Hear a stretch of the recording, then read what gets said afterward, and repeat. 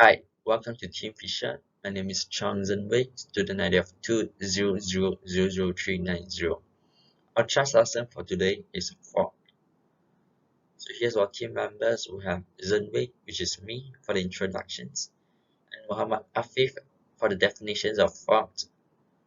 Noor Shahida, she explains how to fork, and Asma Ayuni, she show you different type of fork, and then Afif Suhaimi, who show you the applications of forks in a real game. And lastly, we have Noor Shamsia for the conclusions. So here's the contents of these lessons. First, we'll talk about what is forks and when can it be used. So second, we'll show you how can a player use a fork. And third, we'll show different type of forks in a chess game. And lastly, we'll show how fork works in a real game. So without any further ado, let's start our lessons.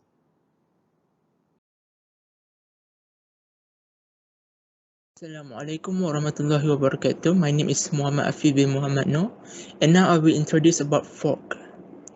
So fork is known as one of the middle game tactics in chess.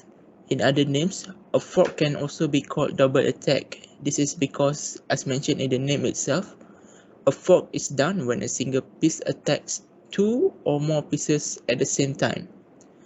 Also in chess, it is acknowledged that knight is the strongest piece to execute a fork. So this is because a knight moves in a unique L shape, which make them safe to perform a fork. Knight is hard to counter and also almost cannot be blocked.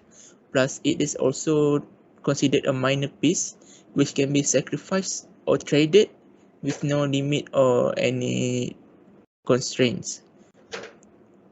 Moving on to the next section, we should know when should we perform a fork. So the first step to perform a fork, we should only perform a fork when we see the opportunity to gain material advantage. This is because by using fork, at least one piece can be captured or traded. And then, to perform a fork, we must have a great understanding of how each piece in the chess moves, and carefully analyze the positions of the opponent's pieces in order to execute a fork. Without this understanding and analysis, a player cannot simply do a fork because there will be no backups, no strategy, and also no any steps in order to win. And lastly, executing a fork is the same as doing any other tactics in chess, no matter the opening, the middle game, or the ending. It depends on you, on your own mind, and your own strategy. So as an advice in chess, take your time, strategize, and decide carefully to win. And as an example, the diagram shown here is just an example of a fork known as forcing fork. The name itself, forcing, is done by attacking the king by checking and attacking any other pieces at the same time. So that is all from me about the introduction to fork. I pass to the next section and thank you.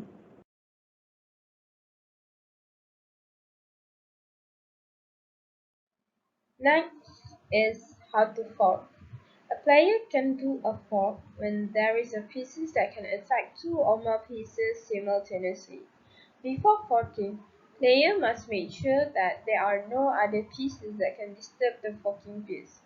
The piece doing the attacking is called the forking pieces, and the opponent's piece uh, being attacked is called the fork piece.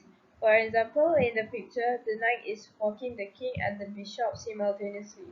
When the player forks the king, the opponents are forced to move the king and the player can easily capture the other fork piece. Hello everyone, my name is Asma Ayuni binti Mama Ahe. Now, let's move to the types of fork. There are 6 types of fork. The first one is called pawn fork. Pawn can attack the 2 squares diagonally in front of it, so it can be used to fork opponent pieces. From the figure, the white pawn is forking both black rook and bishop simultaneously. Second type is called rook fork. A rook is a good piece to execute a fork in chess because of its range. By moving horizontally and vertically, it can attack two enemy pieces simultaneously. As we can see from the example here, the white rook is forking the black knight and the bishop as well. Next is the knight fork. The knight fork is the best fork move in chess because it is able to get in and out of attacking positions like the fork with ease, while gaining enemy material. The white knight is forking the black bishop and black king at the same time. Due to the movements, the king needs to be moved and the bishop is lost. The fourth type is called the bishop fork. The bishop performs its forks move by attacking two pieces on the same diagonal is possible. In the example, the white bishop is forking the black pawn and the black knight. Next is the queen fork. The queen is a powerful piece, and it's better to use the queen as an attacking weapon or defending against attacks from other pieces than using her power of movement solely towards forks. From the figure, the white queen is forking the black queen and bishop while taking the black king. The last type of fork is the king fork. The king cannot place itself in a check position to execute the fork, so this type is quite rare. In the diagram, white king is forking both black pawn and rook at the same time. After looking at all these types of fork, we can conclude that all the pieces can be used when using this technique. Hi everyone, my name is Afif and I'll be showing you two professional chess games where players use the move fork to win their match.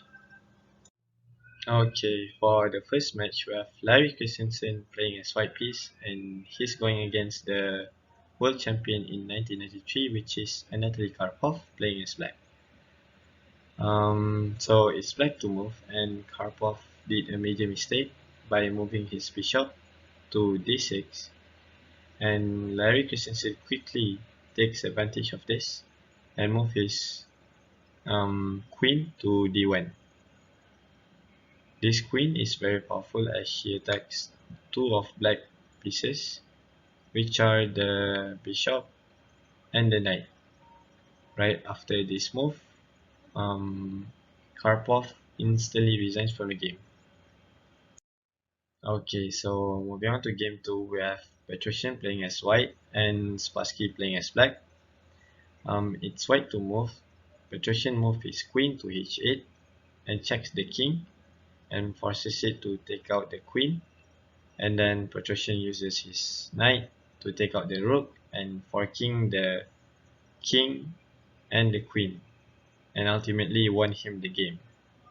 Alright, so that is all from me. Thank you.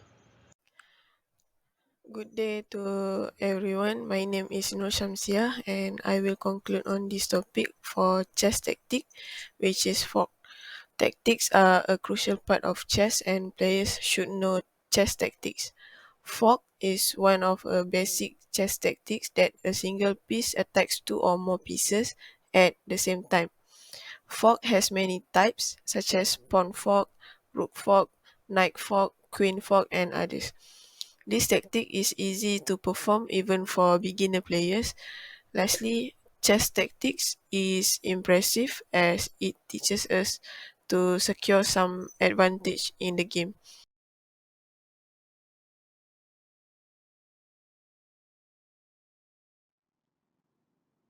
Thank you, Nashamsia. So here's the poster that our group created that summarizes the content of this video.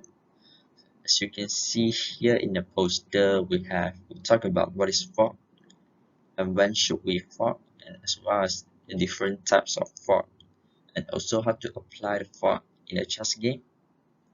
And lastly, we also include a fun fact about the fork. So basically, the strongest forking piece in a chess game is the knight, because of the unique way it moves, that move in L shape. So I think that's all for our presentations. Thank you for watching. Hope you enjoy our videos and learn something from our videos. Thank you.